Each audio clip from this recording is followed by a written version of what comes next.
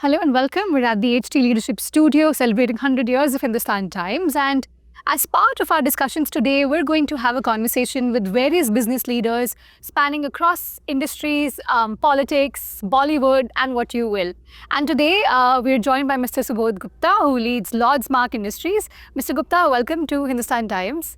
Let me begin by asking you to explain to our viewers the diversified business portfolio that you have at Lords Mark. Okay. Thank you, Lisha. First of all, I am privileged to be a part of such an important function where Hindustan Times achieves 100 years. It's really a privilege to be here. Let's talk about Lords Mark Industries. So, under the leadership of Dr. Sachidanand Upadhyay, we have been able to emerge as a multi-sectorial, multi-business organization. So, Lords Mark Industries has always been a forward-looking organization. We have been able to capitalize on the opportunities which are available today in India. We have also, been able to contribute in the important projects of the Government of India. So today we are present in diagnostics and pathology through Lords Med, in electrical vehicles through Lords Automotive, in biotechnology through Lords Mark Biotechnology, in genomics through Lords Mark Microbiotech, and a couple of other important businesses.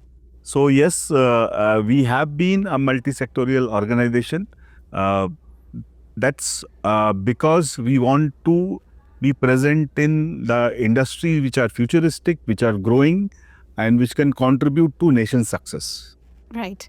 And it's an interesting set of businesses to be in, and all businesses very different from the other. So when you do have such a diversified sort of set of strengths, how do you balance that?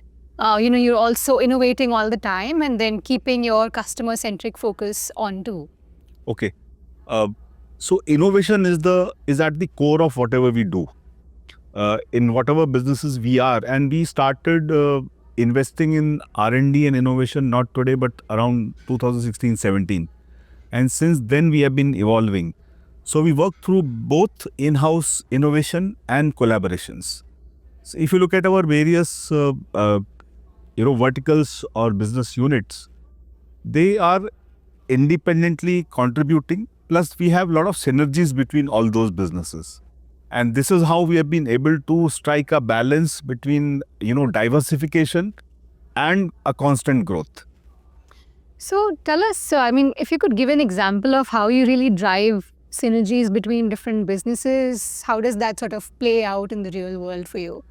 So we adopt each other's best practices. So if a business unit is, doing good in a particular area and they have been successful, the other business unit, despite of it may being present in a different business, tries to adopt those good practices and implement in its own business. So we have a very open culture of sharing our success. We have a very open culture which fosters, growth, which fosters innovation. And Mr. Upadhyay has been, giving a lot of autonomy to all the businesses to decide on their own growth path.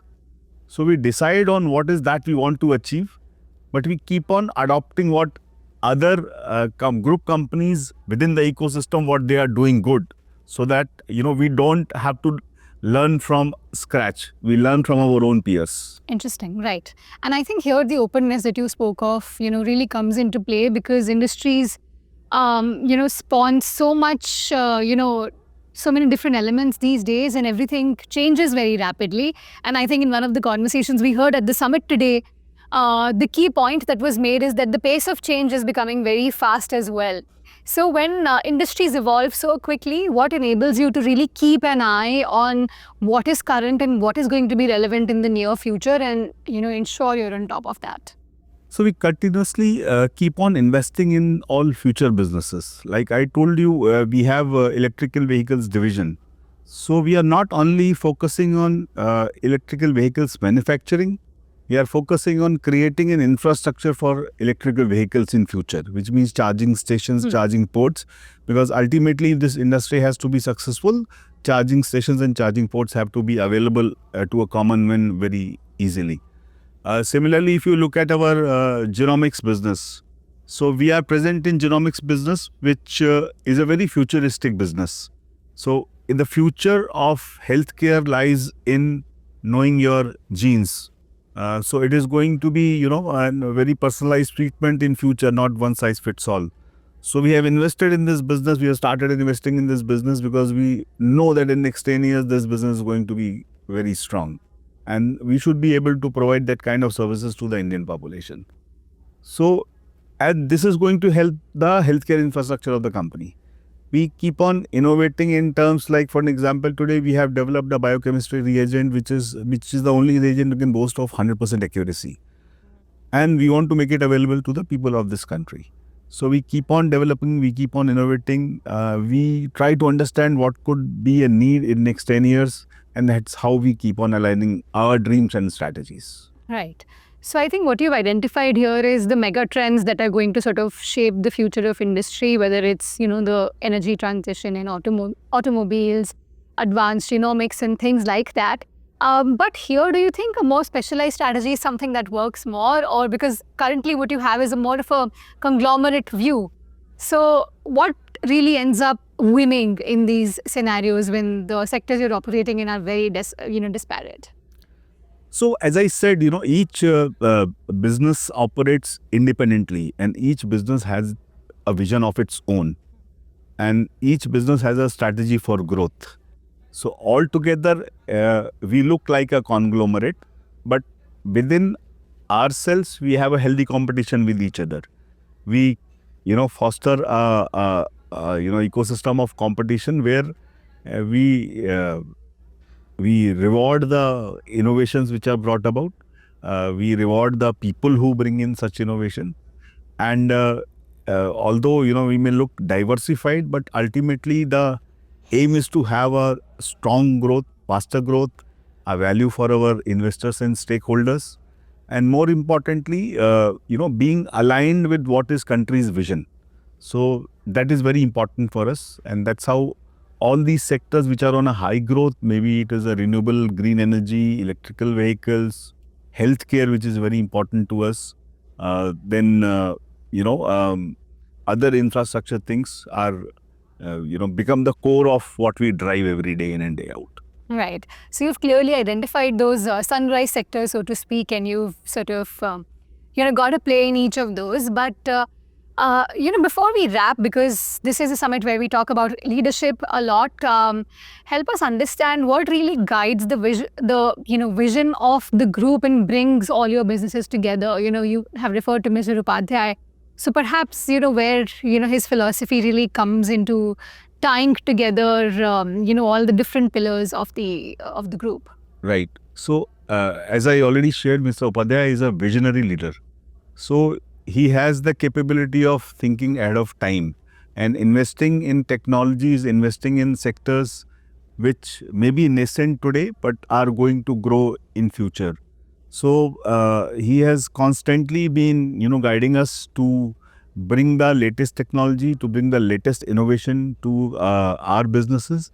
And he has also been guiding us to, work on cost effectiveness of all these businesses so that we can make it accessible and affordable to all the Indian population. So, we also have a vision to work, as I said, with the government's development plans. So we work very closely on the Smart City project, on the Saubhagya Yojana, on the green energy part. So it is a constant, process of thinking ahead of time what could happen in next 10 years as we start preparing ourselves today for it. Okay. So before we let you go, help us understand, particularly for the electric vehicle journey that India is going through, the retail picture seems a little bit subdued right now. People are just waiting to see what products will come in the market. Should we buy? Should we not? The subsidy picture is a little disintegrated right now.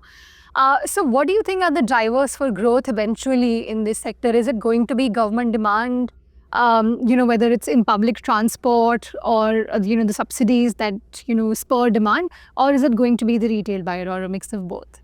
So it's going to be a mix of both. If you look at, government has been very supportive in terms of giving subsidies both in the retail segment as well as in establishing solar energy units at household level. So government has got one part to do, which the government is doing very effectively. As far as industry is concerned, I think we need to continuously evolve and innovate to give a best quality product to our consumer. So the industry is at the cusp of a change. People are willing to change, but as an industry, we need to provide the best of the product to the consumer. That's how investment in research and development, innovation is very, very important for the industry as of now. Absolutely. Well, thank you so much, Mr. Gupta. Thank you for sharing your time with us. Thank you so much. It was a pleasure talking to Thank you. Thank you.